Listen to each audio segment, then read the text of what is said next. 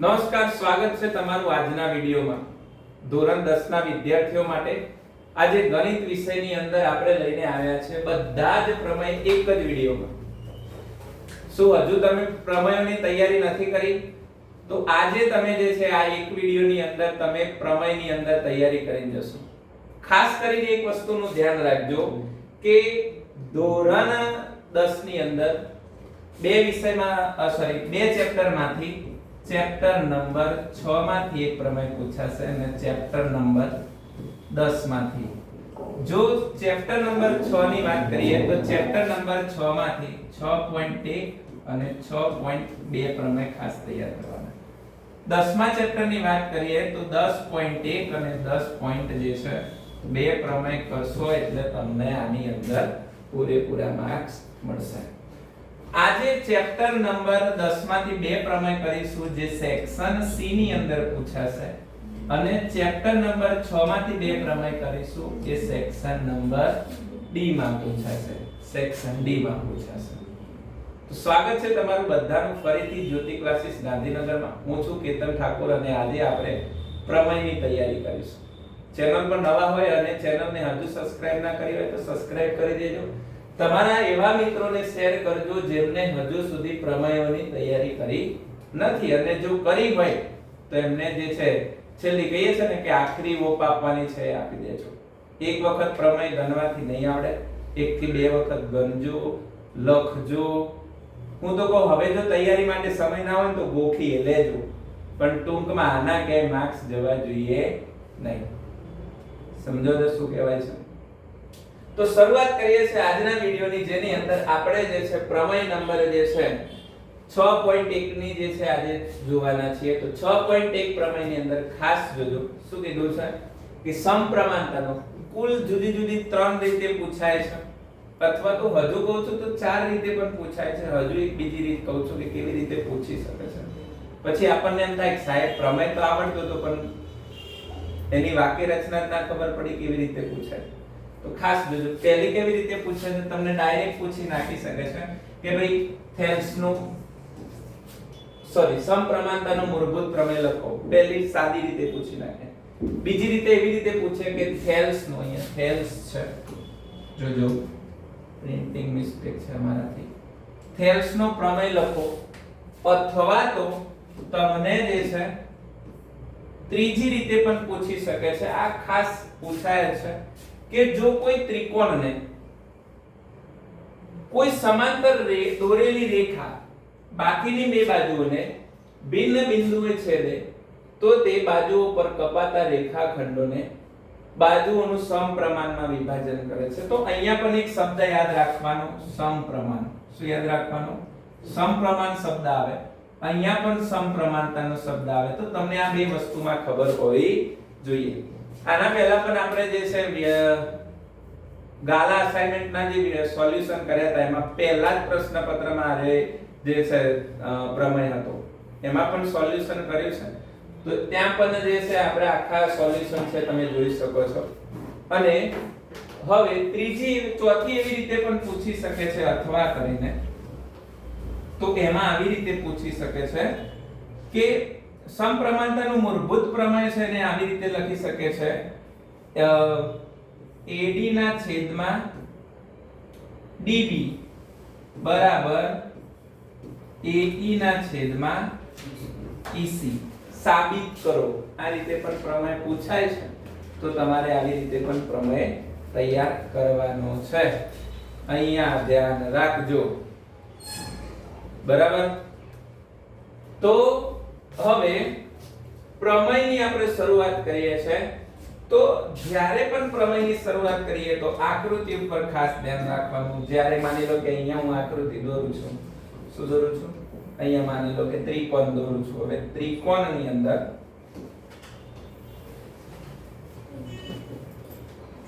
અહીંયા જોજો આ ત્રિકોણને આપણે નામ આપી દઈશું અને એ કહે છે કે ભાઈ તેને સમાંતર દોરેલી રેખા. આપણે અહીંયા રેખા દોરી નાખી. હવે આને નામ આપી દઈએ છે A B C અને નામ આપી દઈએ છે D અને E નામ આપી દઈએ છે. ઓકે. હવે પક્ષ આના ઉપરથી લખીએ તો પક્ષ આવી રીતે લખીશું, ધ્યાનપૂર્વક જોજો. પક્ષમાં તો પક્ષ લખો, તો પક્ષમાં શું લખીશું તો કે ત્રિકોણ ABC માં બરાબર કોને સમાંતર, BC ને સમાંતર, બરાબર. જો શું લખ્યું છે, ત્રિકોણ ABC માં BC ને સમાંતર AB અને AC બાજુને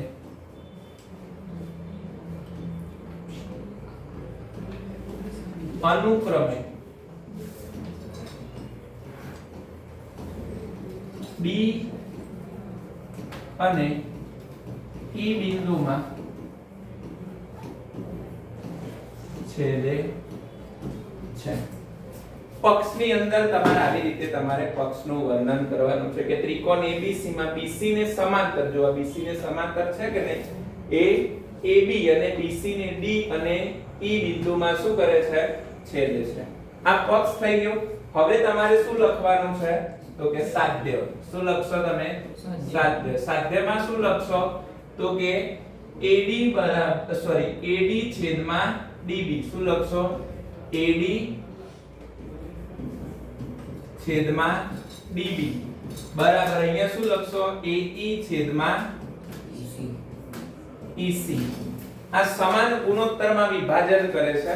આવું પણ લખવું હોય તો લખી શકો છો, બાકી અહીંયા સુધી લખો તો કઈ વાંધો છે નહીં. AD ના છેદમાં DB બરાબર AE ના છેદમાં EC. હવે આપણે સાબિતીની શરૂઆત કરીએ છીએ. તો સાબિતીમાં ખાસ ધ્યાન રાખજો. સાબિતીમાં શું કરીશું તો કે આપણે હવે તમે જોઈ શકો છો કે ઉપર એક ત્રિકોણ છે અને નીચે શું બને છે, એક લંબચોરસ બને છે, અથવા તો સોરી એક ચોરસ બને છે. તો આપણે એક જે છે અહીંયાથી આપણે એક વેધ દોરી નાખીએ છીએ, અહીંયાથી એક વેધ દોરી નાખીએ છીએ અને અહીંયા નીચે ચતુષ્કોણ બન્યો છે ત્યાં આપણે શું કરી નાખીએ છીએ, બે વિકર્ણ આપણે પસાર કરી નાખીએ છીએ. જેથી કરીને અહીંયા શું નામ આપીશું તો અહીંયા E છે તો અહીંયા શું નામ આપશો, N. અહીંયા D છે તો અહીંયા શું નામ આપશો, M. ઓકે. જે ઉપર વિકર્ણ હોય એ જ આ ત્રિકોણ માટે અહીંયા નીચે હશે, એ તો તમને ખ્યાલ આવી જશે. હવે પહેલા આપણે અહીંયા શું લખવાનું છે તો કે ત્રિકોણ ABC માં EN લંબ શું દોરીશું ભાઈ, AB. EN લંબ AB અને AC લંબ શું દોરીશું, DM. AC લંબ શું દોરીશું, DM દોરો. હે ને, તમે આવી રીતે પણ લખી શકો છો. AB સોરી બરાબર છે, EN લંબ AB, EN છે ને AB પર લંબ છે, ઓકે, અને DM લંબ છે AB ઉપર. અહીંયા શું લખવાનું છે, DM લંબ AB થશે. એટલે કે અહીંયા શું બને છે તો કે વેધ બને છે. શું બને છે, વેધ. હવે આપણને ત્રિકોણનું ક્ષેત્રફળનું સૂત્ર બધાને ખબર છે? હા, શું છે? ત્રિકોણનું ક્ષેત્રફળ બરાબર 1/2 પાયો ગુણ્યા વેધ. હવે અહીંયા આપણે એક વસ્તુ ઉપર ખાસ ફોકસ કરજો કે આપણે પહેલા AC બાજુ લઈશું, સોરી AB બાજુ ઉપરથી લઈશું, ત્યાં આપણને સમીકરણ 1 મળશે અને ત્યાર પછી AC બાજુ લઈશું, ત્યાં આપણને સમીકરણ નંબર કેટલો મળશે, 2 મળશે. તો આપણે અત્યારે AC બાજુ ઉપર વિચારો તો AC ઉપર આ એક ભાગ, AB ઉપર વિચારો તો આ એક ભાગ અને આ એક ભાગ, બે ભાગ પડે છે કે નહીં? તો બે ભાગ ઉપર અહીંયા આપણને બે ત્રિકોણો લઈશું. એક ત્રિકોણ લઈશું ADE અને એક ત્રિકોણ લઈશું BDE. બે ત્રિકોણ માટે આપણે અહીંયા વિચારીશું. તો આપણે ત્રિકોણ લઈએ છે ADE. શું લઈએ છે, ત્રિકોણ ADE બરાબર 1/2 ગુણ્યા, હંમેશા અહીંયા હોય ને પાયો હોય, શું હોય, પાયો. તો અહીંયા પાયો કોણ છે, AD ગુણ્યા વેધ જે અહીંયા દોર્યો છે શું છે, EN. શું છે en. જો AB ઉપર કયો વેધ છે en. અહીંયા પણ જો AB ઉપર કયો વેધ છે en. ઓકે, એટલે જ્યારે પણ AB ઉપર વેધ દોરીશું ત્યારે en લઈશું અને જ્યારે આપણને AC ઉપર વેધ દોરીશું, કયો વેધ દોરીશું AC ઉપર વેધ દોરીશું ત્યારે આપણે dm લઈશું. ઓકે, ખ્યાલ પડે છે બધાને? છેલ્લે હે ચલો આ આપણને ઉપરના ત્રિકોણ માટે થયું.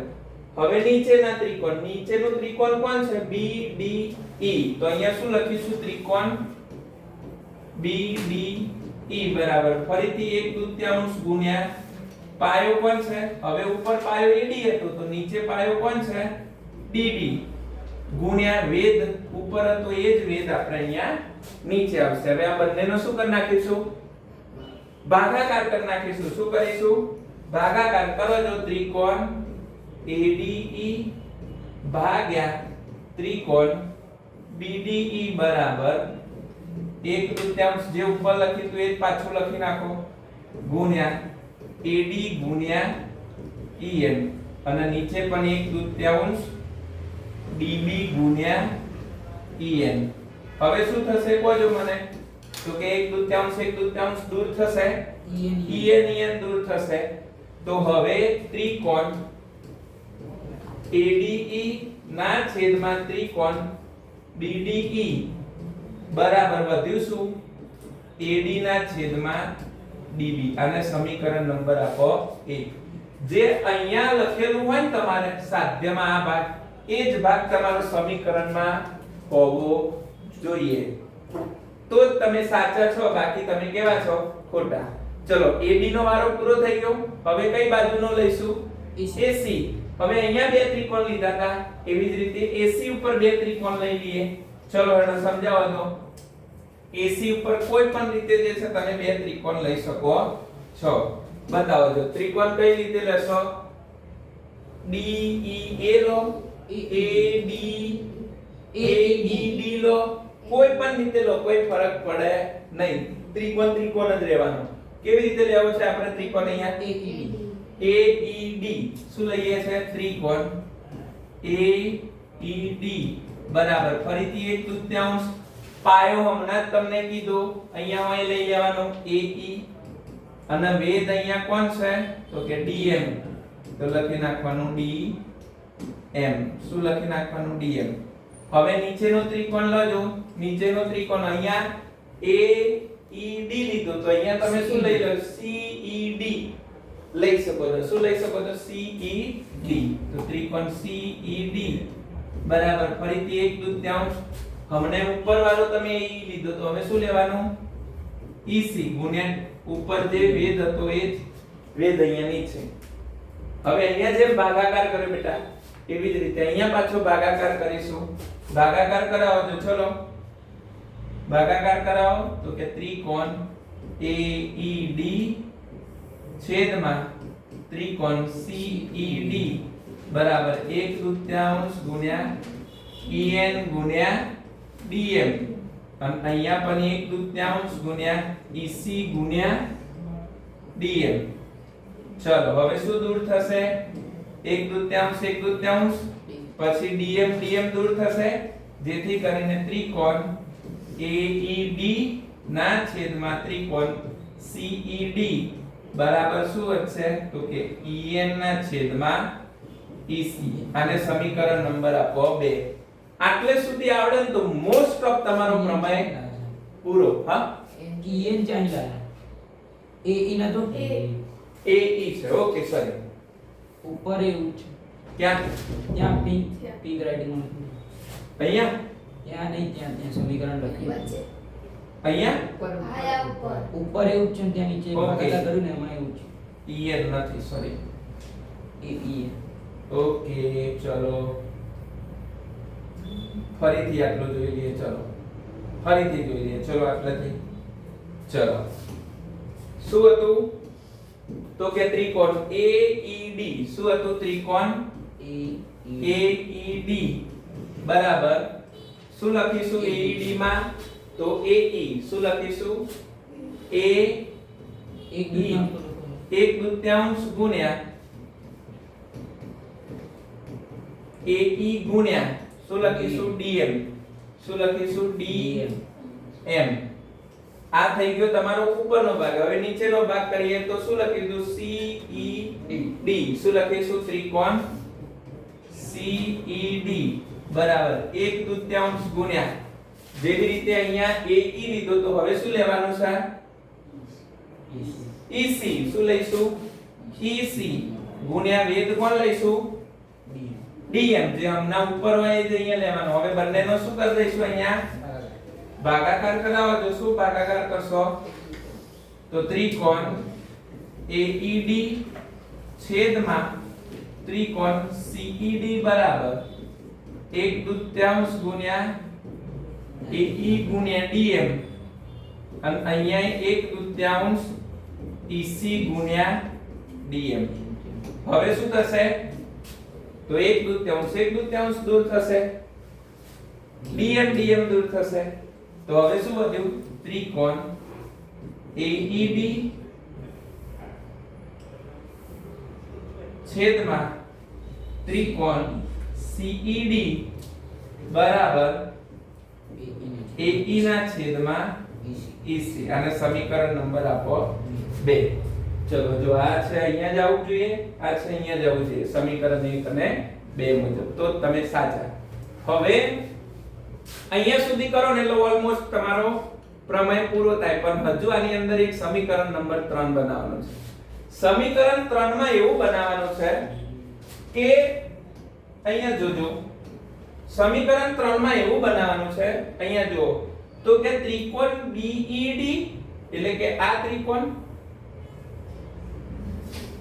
અથવા તો ત્રિકોણ BDE આ ત્રિકોણ અને ત્રિકોણ CED આ ત્રિકોણ, આ બંને એક જ પાયા ઉપર છે, એક જ પાયા DE ઉપર આવેલા છે. તમારે આ મુદ્દો લખવો પડે. ફરીથી બોલું છું તો કે આ પાયા ઉપર હોવા જોઈએ. કયા પાયા ઉપર હોવા જોઈએ? આ પાયા ઉપર DE પર. તો અહીંયા તમારે આ પ્રમેય અને આ પ્રમેય આ બંને કયા પાયા ઉપર છે? એક જ પાયા ઉપર છે. આવું તમારે લખવું પડે. એટલે આપણે અહીંયા લખીશું કે ત્રિકોણ B પછી શું લખીશું એની અંદર BED અને CED એ એક જ પાયા પર આવેલા ત્રિકોણ છે. ત્રિકોણ BED અને ત્રિકોણ CED એ એક જ પાયા પર આવેલા ત્રિકોણ છે. આટલો મુદ્દો લખો અને આને સમીકરણ નંબર આપી દેવાનો 3. બરાબર, વધારાને ગોખવાની કઈ જરૂર છે નહીં. આટલું લખો એટલે ઇનફ છે. તેથી આપણે લખીશું માટે, અહીંયા લખીશું માટે અથવા તો તેથી, ગમે તે લખો કઈ વાંધો નથી. તેથી સમીકરણ 1, સમીકરણ 2 અને સમીકરણ 3 પરથી આપણે જે સાબિત કરવાનું હતું એ લખી નાખવાનું. શું લખવાનું હતું? AD ના છેદમાં DB બરાબર AE ના છેદમાં EC. પછી અહીંયા શું લખવાનું છે? સાબિત થાય છે. શું લખવાનું છે? સાબિત થાય છે. આટલું સરસ રીતે આની અંદર તમારે ગણતરી કરીને આપી દેવાની, આની અંદર લખાણ કરીને, એટલે તમને કઈ વાંધો આવે નહીં.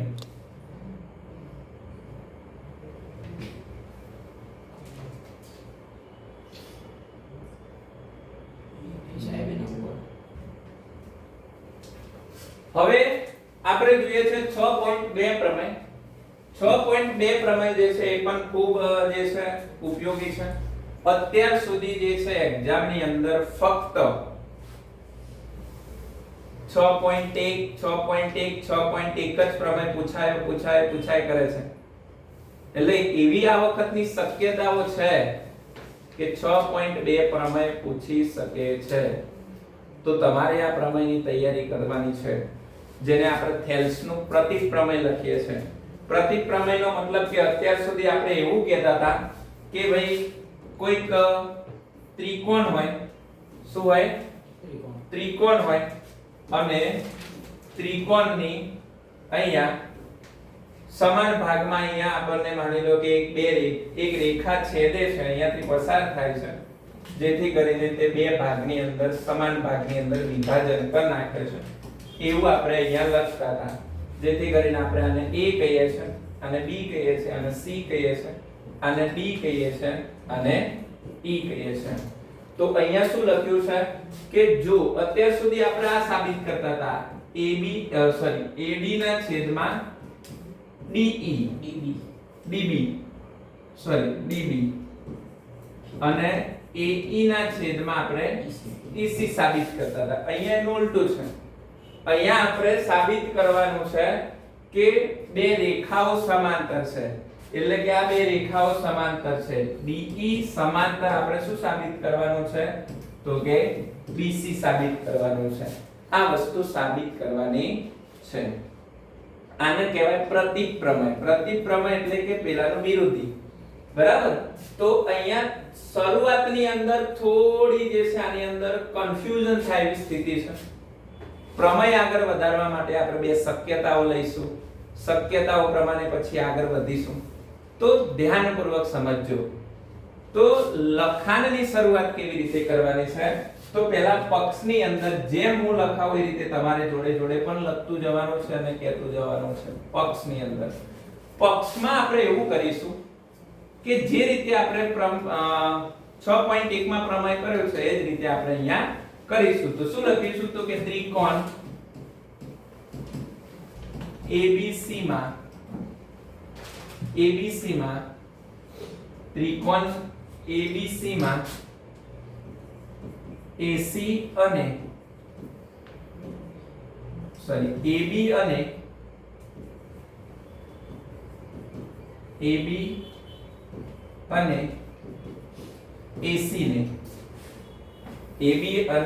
AC ને અનુક્રમે D અને E બિંદુમાં સમાન ગુણોત્તરમાં શું કરે છે બેટા તો કે વિભાજન કરે છે. શું કરે છે? સમાન ગુણોત્તરમાં વિભાજન કરે છે. માટે આપણે આવું લખી શકીએ, માટે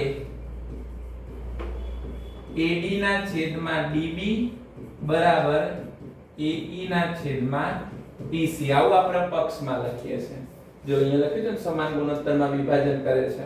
હવે સાબિત શું કરવાનું છે તો કે બંને જે રેખાઓ છે એ સમાન છે. સાધ્યમાં આપણે લખીશું. શું લખીશું? સાધ્યમાં ત્રિકોણ અથવા તો આપણે લખી નાખીએ છીએ ત્રિકોણ ABC માં DE બરાબર શું લખી નાખીએ છીએ DE સમાંતર BC. આ આપણે સાબિત કરવાનું છે. શું કરવાનું છે? સાબિત કરવાનું છે. બરાબર? તો હવે આપણે અહીંયા એક વસ્તુ લખીશું તો કે ત્રિકોણ સાબિતીમાં કરીને લખીએ છીએ સાબિતી બરાબર ત્રિકોણ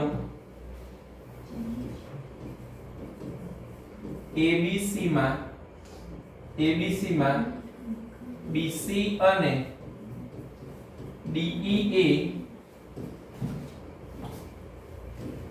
એક જ સમતલમાં આવેલા હોવાથી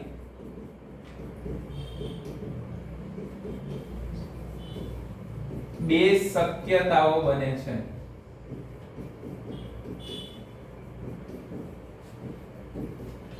તેમાં પહેલી શક્યતા એવી બને છે કે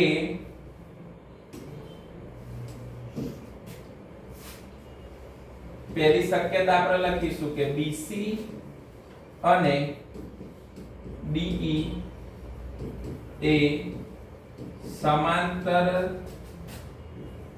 રેખાઓ છે. બરાબર? શું છે? સમાંતર રેખાઓ છે. અને બીજી આપણને શક્યતા લખીશું કે BC અને DE એ સમાંતર રેખાઓ નથી. બે શક્યતાઓ લખી છે આપણે એટલા માટે બે શક્યતાઓ લખી છે. હવે આપણે જો પહેલી શક્યતાઓ વિચારીએ તો અહીંયા જ પ્રમેય પૂરો થઈ જાય કે ભાઈ BC અને DE એ સમાંતર રેખાઓ છે. ચલો આ શક્યતાઓ તમે માની લીધી તો પ્રમેય આગળ થાય નહીં, પણ આપણે પ્રમેય આગળ વધારવાનો છે એટલે આપણે શું લખીશું કે ભાઈ આપણે અહીંયા શરત નંબર 2 ને આપણે જે છે માનીશું, સ્વીકાર કરીશું કે ભાઈ BC અને DE એ કેવી છે તો કે સમાંતર છે. શું છે? સમાંતર છે કે નથી? નથી. ચલો એટલું તો ખબર છે. ચલો શું લખીશું તો કે અહીં ધારો કે શું કરીશું, ધારો કે BC અને DE એ સમાંતર નથી. શું ધારીશું? સમાંતર નથી. હવે શું થાય આગળ કહેશો કોઈ મને? આગળ શું થાય તો કે હવે D માંથી આપણે કોઈક એવી રેખા પસાર કરીશું, અહીંયાથી જો D માંથી એક એવી રેખા પસાર કરીશું કે જે AC ને E ડેશ બિંદુમાં છેદે. કયા બિંદુમાં છેદે? E ડેશ બિંદુમાં છેદે. બરાબર. એટલે આપણે અહીંયા એવી રેખા પસાર કરીશું, આપણે અહીંયા લખીશું. શું લખીશું તો કે D માંથી પસાર થતી રેખા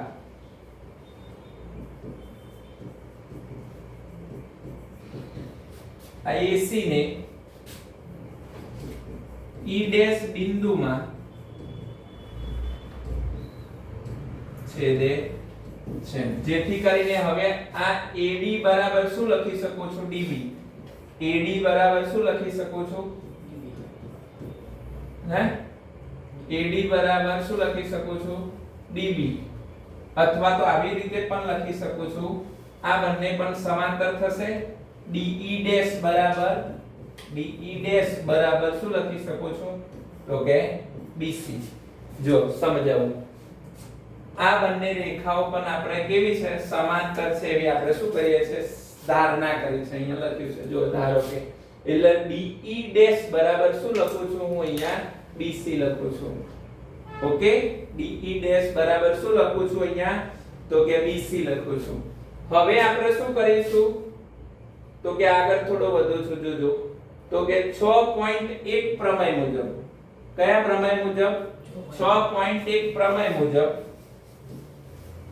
6.1 પ્રમેય મુજબ શું કરીશું તો કે આપણને બે વસ્તુ ખાસ ધ્યાન રાખવાની. કઈ વસ્તુ ધ્યાન રાખવાની? બે. હવે તમે અહીંયા જો એક નવી આપણે રેખા પસાર કરી, આ રેખા પસાર કરી એટલે હવે આ ભાગ લઈશું AD ભાગ્યા શું લઈશું? DB. AD ભાગ્યા શું લઈશું? DB. શું લઈશું? AD ભાગ્યા DB બરાબર AE ડેશ બરાબર E ડેશ શું લઈશું? C લઈશું. નવું ગુણોત્તર લઈશું ને નવી બાજુ માટે. હવે આ અને પક્ષમાં આપેલું છે, પક્ષમાં આપણે શું લખ્યું તો કે AD ના છેદમાં DB બરાબર શું લખવાનું? AE ના છેદમાં EC. આ ક્યાંથી લાયા સાહેબ? પક્ષમાંથી લાયા. અને આ ક્યાંથી લાયા કે અત્યારે આપણે એક નવી રેખા પસાર કરી D માંથી જે AC માં E ડેશ બિંદુમાં છેદે છે, તો આ એનો ગુણોત્તર છે અને આ નવો પક્ષમાંથી લીધેલો ગુણોત્તર છે. હવે તમે અહીંયા જુઓ છો ડાબી બાજુની જો અહીંયા સરખી હોય તો અહીંયા જમણી બાજુની કિંમતો પણ કેવી હોય? સરખી હોય. એવું આપણે ધોરણ 9 ની અંદર ભણ્યા હતા. જો ડાબી બાજુ સરખું હોય તો જમણી બાજુની પણ કેવી હોય? સરખી. જો અહીંયા ડાબી બાજુની કિંમત સરખી છે તો જમણી બાજુની સરખી છે. તો અહીંયા આપણે લખાણ કરીએ તો શું લખીશું? હવે આ લખીશું આપણે. ઓકે, તો શું લખવાનું છે એમાં? AE ડેશ ના છેદમાં E ડેશ C બરાબર AE ના છેદમાં EC. આ લખ્યું, આ ભાગ અહીંયા લખ્યો, બરાબર કરીને આ ભાગ અહીંયા લખ્યો. કેમ આવું લખ્યું? આ બંને કેમ સરખા છે એવું કીધું? તો કે સાહેબ આ બંને ડાબી બાજુ સરખી છે તો આપણે જમણી બાજુને પણ સરખી રીતે લખીએ. હવે આગળ પ્રમેય વધે છે તો કે ના, તો પ્રમેયને આગળ સાબિતી તરફ મારે લઈ જવો છે તો બંને તરફ કેટલા ઉમેરી દઈશ? 1 ઉમેરી દઈશ. જોજો કેમ ઉમેર્યું છું એવું તમારે પૂછવાનું નથી. કેમ? કારણ કે આપણે ગાણિતિક મૂલ્યો શોધીએ છે એટલા માટે આપણે એ મૂલ્યો ઉપર ધ્યાન વધારે આપવાનું છે. એટલા માટે અહીંયા બંને તરફ આપણે કેટલા ઉમેરીશું? 1 ઉમેરીશું. એટલે અહીંયા હું લખું છું બંને તરફ 1 ઉમેરતા 1 ઉમેરો તો AE ડેશ ના છેદમાં E ડેશ C એમાં પણ 1 ઉમેરું બરાબર. AE ના છેદમાં EC એમાં પણ કેટલા ઉમેરું છું? 1. હવે શું કરું છું? હવે શું થાય? અહીંયા કઈ ના હોય તો નીચે 1, અહીંયા કઈ ના હોય તો નીચે 1. શું થાય હવે? ચોકડી ગુણાકાર. 1 નો ગુણાકાર આના જોડે કરો, આનો ગુણાકાર આના જોડે કરો, નીચેનો ગુણાકાર નીચે જોડે કરો.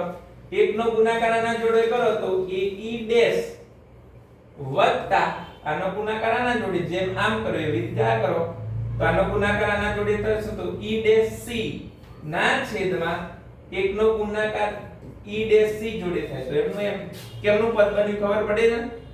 છેલ્લે ખબર પડે છે? એ જ રીતે હવે તમે આ બનાવી આપો. ચલો મોહિત આનો ગુણાકાર આના જોડે થાય તો AE થાય વત્તા દક્ષ આનો ગુણાકાર આના જોડે થાય તો EC થાય અને નીચેનો ગુણાકાર નીચે જોડે થાય તો EC.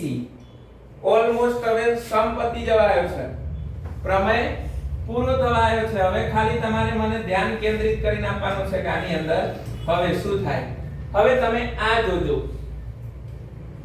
અહીંયા ચલો ફરીથી એક આકૃતિ દોરી દઉં છું એટલે તમને કઈ વાંધો આવે નહીં. જો આકૃતિની અંદર આવી હતી આકૃતિ, ખબર છે ને? આ રીતની આકૃતિ હતી. ત્યાર પછી એમાંથી એક આવી રીતનો D અને E હતું અને એમાંથી એક અહીંયાથી આમ પસાર થયો હતો, હે ને? નવી રેખા લીધી એટલે અહીંયા લખ્યું તો આપણે A B C D E અને આ E ડેશ આવું બધું જ નહીં. હવે તમે આ બંનેનો સરવાળો કરજો. મને કોઈ કહેશે આનો સરવાળો કેટલો થાય? આ બંનેનો સરવાળો કોમન AE ડેશ, ચલો આ AE ડેશ લાવ્યો છે કે નહીં, વત્તા E ડેશ C એટલે કે આ અને આ આખા ભાગને હું ભેગો કરું તો AC થઈ જાય કે નહીં? તો AC ના છેદમાં શું લખી શકું છું? E ડેશ C બરાબર. ફરીથી AE એટલે આ ભાગ અને EC એટલે આ ભાગ, આ બંનેનો સરવાળો કરું એટલે ફરીથી શું બની જાય? AC ના છેદમાં EC. આવું બને છે કે નહીં? હવે તમે અંશમાં ધ્યાનપૂર્વક જુઓ તો આ બંને દૂર થઈ જાય. શું થઈ જાય? દૂર થઈ જાય. એટલે ઉપર કેટલા વધ્યા? 1. 1 ના છેદમાં E ડેશ C બરાબર 1 ના છેદમાં EC. હવે બંનેનું શું કરી નાખીએ આપણે? વ્યસ્ત. વ્યસ્ત એટલા માટે કરી નાખીએ કે જે છેદમાં જાય ને ક્યાં લઈ જઈએ? અંશમાં. તો E ડેશ C બરાબર EC. આ બંને કેવા મળ્યા? તો કે સરખા મળ્યા છે. અહીંયા સુધી તમને ખબર પડે. હવે શું કરવાનું છે? તો કે જો E ડેશ અને E, આ E ડેશ અને E સમાન હોય, કેવા હોય? E ડેશ અને E કેવા હોય? સમાન હોય. કેવા હોય? સમાન હોય. કારણ કે આપણે સાબિત કરી જો આ શું કીધું છે? આ E છે, E ડેશ અને આ C એટલે કે આ ભાગ અને E અને C એટલે આ ભાગ, આ બંને કેવા છે? સમાન છે. એટલા માટે આપણે E અને E ડેશ પણ કેવું કીધું? તો કે સમાન છે એવું આપણે સાબિત કર્યું. શું કર્યું? સમાન સાબિત કર્યું. હજુ થોડું ઉમેરવાનું બાકી છે. કોઈ કહેશે આની અંદર શું ઉમેરવાનું બાકી છે? હા, કોઈ આઈડિયા આવે છે તમને કે શું ઉમેરવાનું બાકી છે? હે? તેથી કરીને DE ડેશ બરાબર DE પણ કેવા છે? સમાન છે. તેથી અહીંયા આપણે લખવાનું DE ડેશ બરાબર DE કેવા છે? સમાન છે. કેવા છે? સમાન છે. હવે તમારે પક્ષમાં આવી જાવ પાછા. પક્ષમાં શું લખ્યું તું ભાઈ? અહીંયા તો કે DE ડેશ ની જગ્યાએ હું શું લખી શકું છું? BC. તો આ DE ડેશ ની જગ્યાએ હું શું લખી શકું છું? BC. તો અહીંયા DE ડેશ બરાબર શું લખી શકું છું? BC લખી શકું છું ને, આગળ તમને કીધું છે. જેથી કરીને DE બરાબર શું થઈ ગયું? તો કે BC, જે સાબિત કરવાનું છે. આ બંને કેવા છે? અહીંયા સમાંતર છે. કેવા છે? સમાંતર છે. એવું આપણને અહીંયા સાબિત કરવાનું થાય. બોલો, એકવાર દાખલો સોરી એક વખત પ્રમેય ગણવાથી આવડે? હે? આવડે ભાઈ? એક વખત પ્રમેય ગણવાથી કેટલી વાર ગણવું પડે? 10 વાર ગણવું પડે, 20 વાર ગણવું પડે, રોજે રોજ જોતું રહેવું પડે, ત્યારે આના પૂરેપૂરા માર્ક્સ આવે. હવે શું કરવાનું છે? નવો પ્રમેય જોઈએ. ચલો, શું કહે છે નવા પ્રમેયની અંદર? ચલો, 10.1 પ્રમેય એટલા માટે મેં અહીંયા લખીને મૂક્યો છે કારણ કે આની અંદર કોઈ ગણતરી છે નહીં, અથવા તો કોઈ જે છે એ ગાણિતિક સ્વરૂપ લખવાનું જ છે, ખાલી સમજવાનું છે. એટલા માટે આની અંદર આપણે સમય બચે, વિડિયો થોડો નાનો બને એટલા માટે આપણે આ પ્રોસેસ કરી છે. તમને હું સમજાઈ દઉં છું. 10.1 ની અંદર પ્રમેય એવી રીતે પૂછે કે વર્તુળના કોઈ બિંદુમાં દોરેલા સ્પર્શક, આ વર્તુળ છે એનું કોઈ બિંદુ હોય છે, એમાંથી દોરેલ સ્પર્શક હોય છે. સ્પર્શક બિંદુમાંથી પસાર થતી ત્રિજ્યા, એટલે કે આ ત્રિજ્યા છે, એને શું હોય છે? લંબ હોય છે. એટલે કે અહીંયા 90 અંશનો ખૂણો બનાવે, આ લંબ બનાવે. એવું તમારે સાબિત કરવાનું છે. જ્યારે લંબ હોય એવું કે ને તમને, તો તમારે માની લેવાનું કે આપણને આ કયો પ્રમેય પૂછ્યો છે? તો કે 10.1 પ્રમેય પૂછ્યો છે. કયો પ્રમેય પૂછ્યો છે? 10.1. હવે આ પ્રમેયને ખાસ ધ્યાનપૂર્વક સમજજો. પહેલા રકમમાં જે કીધું હોય એ લેવાનું. જેમ કે આ વર્તુળ છે, કેવો કેન્દ્રિત છે? O કેન્દ્રિત છે. O કેન્દ્રિત વર્તુળને બિંદુ P, આ બિંદુ P છે, એમાંથી દોરેલ સ્પર્શક છે. સ્પર્શ તો સ્પર્શક છે. કોણ છે સ્પર્શક? x અને y. તો કે O કેન્દ્રિત વર્તુળને xy શું છે? સ્પર્શક છે. અને ક્યાં સ્પર્શે છે? P બિંદુમાં સ્પર્શે છે. જેથી કરીને OP લંબ શું બની જાય છે? xy. આ આપણે સાબિત કરવાનું છે. હવે ધ્યાનપૂર્વક આપણે સમજીએ.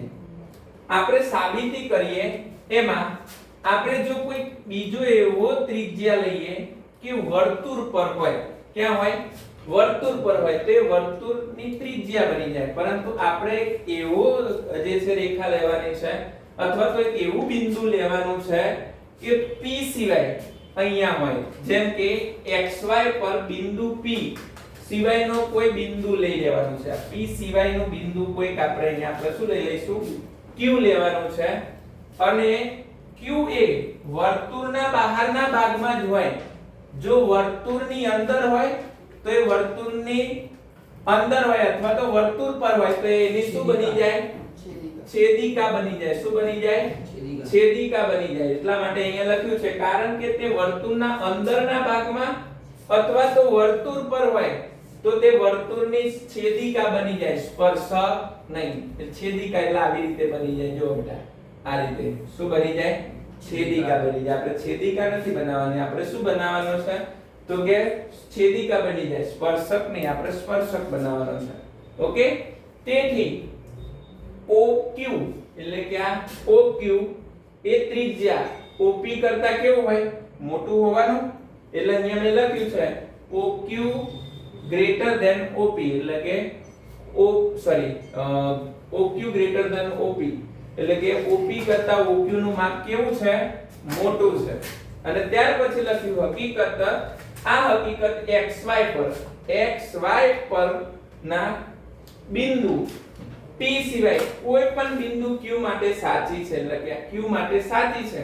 તેથી OP એ કેન્દ્ર, આ OP એ કેન્દ્ર O થી XY પર ઓછું અંતર કાપે છે. અહીંયા શું લખે છે? અહીંયા કાપે છે. અહીંયા લખી નાખું છું. શું કરું છું? કાપે છે. કેવું અંતર કાપે છે? ઓછું અંતર કાપે છે. XY પરનું અંતર કેવું છે? ઓછું કાપે છે. અહીંયા આમ OP એ XY ને કેવો હોય છે લંબ હોય છે જેથી કરીને આપણે અહીંયા સાબિતીમાં લખ્યું OP લંબ XY શું લખ્યું OP લંબ XY હજુ કહું છું પ્રમેયને ખાલી શાબ્દિક વર્ણન કરવાનું છે બરાબર વિડિયોમાં ફાસ્ટ બોલું છું એટલા માટે કદાચ જે છે આની અંદર તમને બાઉન્સ જાય પણ એવું નથી એક બે વખત ગણજો લખજો તમારા મગજમાંથી આ જશે નહીં તમારે આવી જ રીતે લખવાનું છે કે XY સ્પર્શક છે બરાબર એક O કેન્દ્રિત વર્તુળને P બિંદુમાં સ્પર્શતો સ્પર્શક છે ત્યાર પછી લખવાનું છે OP લંબ શું લખવાનું છે તો કે XY લખવાનું છે હવે તમારે XY સિવાય સ્પર્શક XY સિવાય P બિંદુ ફરીથી બોલું છું સ્પર્શક XY પર P બિંદુ સિવાય નવું કોઈ બિંદુ આપણે શું લેવાનું છે તો કે Q લેવાનું છે શું લેવાનું છે Q લેવાનું છે અને તે વર્તુળની અંદર અથવા તો વર્તુળ પર હોવું જોઈએ નહીં તે વર્તુળની ક્યાં હોવું જોઈએ બહાર હોવું જોઈએ જો વર્તુળની અંદર અથવા તો વર્તુળ પર હોય તો તે વર્તુળની છેદિકા બની જાય સ્પર્શક નહીં આ રીતે લખવાનું ત્યાર પછી લખવાનું OQ ગ્રેટર ધેન OP લખવાનું છે અને ત્યાર પછી આ હકીકત અહીંયા લખ્યું છે આ હકીકત XY પરના બિંદુ અહીંયા લખ્યું છે P સિવાયના કોઈ પણ બિંદુ Q માટે કેવી છે તો કે સાચી છે કેવી છે સાચી છે તેથી OP એ કેન્દ્ર O થી XY પરનું ઓછું અંતર કાપે છે માટે OP લંબ શું છે તો કે XY છે આ હું મોઢે પ્રમેય બોલી ગયો તમારી સામે તમારે આવી રીતે પ્રમેય લખવાનો છે મોઢે હોવો જોઈએ કડકડા 1 સેકન્ડ હું તો કહું 1-2 મિનિટમાં 3 માર્ક્સ લઈને ઊભું થઈ જવાનું અને હવે આજે આપણે છેલ્લો પ્રમેય કરીશું જેની અંદર 10.2 ની અંદર વર્તુળની બહારના બિંદુમાંથી વર્તુળને દોરેલા સ્પર્શકોની લંબાઈ કેવી હોય સમાન હોય 10.2 પ્રમેય પૂછાય તો ખૂબ સહેલું છે ગાણિતિક જે છે એને આપણે લખાણ કરવાનું છે અને આપણે એનું સમજ આપવાની છે જેમ કે અહીંયા શું કહું છું જોજો આ વર્તુળ છે હવે શું કીધું છે જોજો વર્તુળની બહારના બિંદુમાંથી એટલે વર્તુળની બહાર બિંદુ એક અહીંયા છે અને વર્તુળની બહારની બિંદુમાંથી દોરેલા સ્પર્શકો એક સ્પર્શક અહીંયા છે અને એક સ્પર્શક અહીંયા છે આ વર્તુળના બે સ્પર્શકો થઈ ગયા હવે વર્તુળ જે છે ને એ O કેન્દ્રિત વર્તુળ છે કેવું કેન્દ્રિત વર્તુળ છે O કેન્દ્રિત વર્તુળ છે એટલે અહીંયા હું લખી નાખું છું O કેન્દ્રિત વર્તુળ હવે આપણે પક્ષ લખીએ છે શું લખીએ છે પક્ષ લખીએ છે હલો હા 5 મિનિટ હા અરે 5 મિનિટ આલો ને ચાલુ છે મારે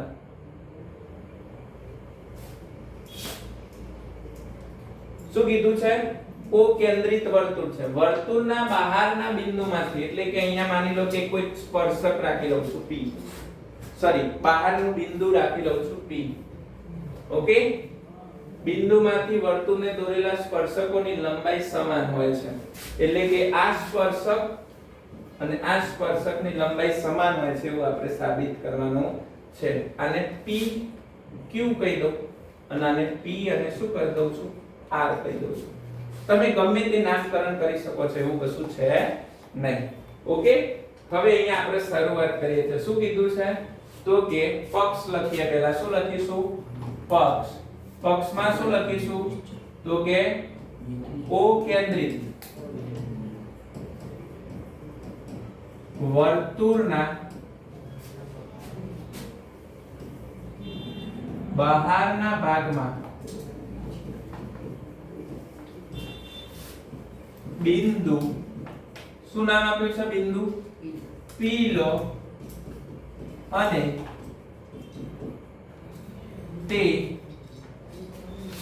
તેના સ્પર્શકો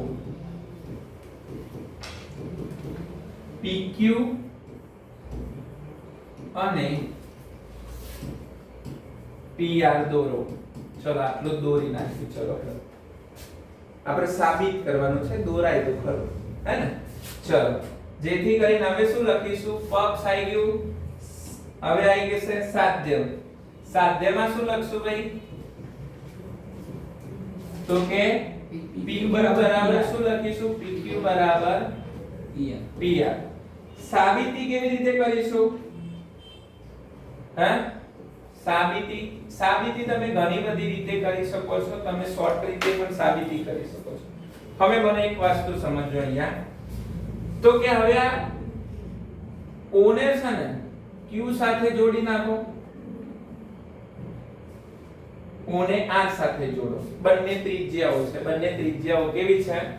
સમાન છે. હવે O અને P ને શું કરી નાખો? તો કે આવી રીતે જોડો. તો અહીંયા O અને P ને જોડો એ પહેલા અહીંયા આ શું બની જાય છે બેટા? તો કે ચતુષ્કોણ બની જાય છે. શું બની જાય છે? ચતુષ્કોણ. ને ચતુષ્કોણને હું વચ્ચેથી બે ભાગ કરી નાખું તો બે ત્રિકોણ બની જાય.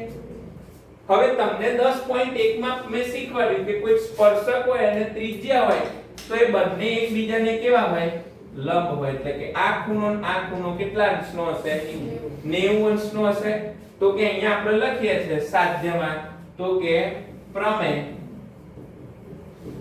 10.1 મુજબ અથવા તો 10.1 મુજબ પછી લખો અને અહીંયા લખો તો કે અહીં આપણે માની લો કે હું તો ડાયરેક્ટ જ બે ત્રિકોણ માટે વિચારી લઉં છું. બે ત્રિકોણ, એક ત્રિકોણ માટે વિચારું છું O અથવા તો POQ. શું વિચારું છું? ત્રિકોણ POQ અને ત્રિકોણ POR. ત્રિકોણ POR માટે વિચારતા આપણે ડાયરેક્ટ લખો તો એ કોઈ માર્ક્સ તમારા કાપે નહીં. ઓકે, હવે તમને એવું ક્યાંય કીધું નથી કે ભાઈ 10.1 મુજબ આવું લખેલું હોવું જ જોઈએ. તમને જો ડાયરેક્ટ ગણતરી આવડતી હોય તો કરી શકો છો. હવે તમને ખબર છે કે આ કાટકોણ ખૂણો છે, બરાબર? તો કઈ શરત લાગે છે? કાટખૂણો એટલે કયો છે? આ. તો અહીંયા આપણે લખીશું POQ અને અહીંયા લખીશું PRO, અથવા તો આવી રીતે લખી શકો છો OQP અને ORP. કોઈ પણ રીતે લખો, વાંધો નથી. તો આપણે શું લખીશું? તો કે POQ શું લખીશું? ખૂણો PQO બરાબર ખૂણો PRO. ખૂણો PRO કૌંસમાં આપણે લખીશું 90 અંશનો, અથવા તો બરાબર કરીને અહીંયા લખી નાખું છું બરાબર 90 અંશ. અહીંયા લખી નાખીશું કાટખૂણા. અને હવે કા થઈ ગયો. હવે શું કરવાનું છે? કર્ણ. હે પ્રિયંકા, કર્ણ કોણ હશે? તો કે આ કાટખૂણો હોય એની સામે હોય શું હોય? કર્ણ. તો આ કાટખૂણો છે એની સામેને કર્ણ છે તો OP છે. અહીંયા કાટખૂણો આ છે તો એની સામેની બાજુ કોણ છે? તો કે OP છે. તો આપણે અહીંયા શું લખીશું? OP બરાબર શું લખીશું? OP કૌંસમાં શું લખીશું? તો કે કર્ણ, અથવા તો તમે અહીંયા લખી શકો છો સામાન્ય બાજુ. શું લખી શકો છો? સામાન્ય બાજુ. હવે એક જ વસ્તુ કા ક બા. તો બા ક્યાંથી લાવશો? તો કે તમે બંને ત્રિકોણમાં જુઓ તો બંને ત્રિજ્યાઓ કેવી હોય? સમાન હોય. એટલે OQ બરાબર શું લખી નાખવાનું? OR. શું લખી નાખવાનું? OQ બરાબર OR. કૌંસમાં શું લખી નાખવાનું? સમાન ત્રિજ્યા. શું લખી નાખવાનું? સમાન ત્રિજ્યાઓ. શું લખી નાખવાનું? સમાન ત્રિજ્યાઓ. હવે સમાન ત્રિજ્યાઓ થઈ ગઈ બેટા. તો હવે આ બંને ત્રિકોણ કેવા છે? એકરૂપ છે. તેથી અહીંયા લખું છું. તેથી કઈ શરત? કા ક બા શરત